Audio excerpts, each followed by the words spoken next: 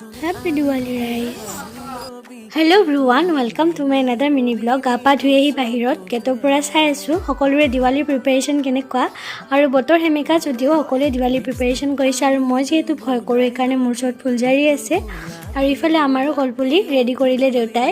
আৰু সকলো ঠিকঠাক হোৱাৰ পিছত গধূলি মায়ে ইয়াত চাকি দিলে কলপুলিত আৰু আজিকালিতো মাটি চাকি ব্যৱহাৰ কমিছে সকলোৱে লাইটে ব্যৱহাৰ কৰে লাইট চাৰিওফালে লাইটছে লগায় আমাৰো লগাইছো কিন্তু মাটি চাকি যোনটো পোহৰ সেইটো বেছি বহুত ভাল লাগে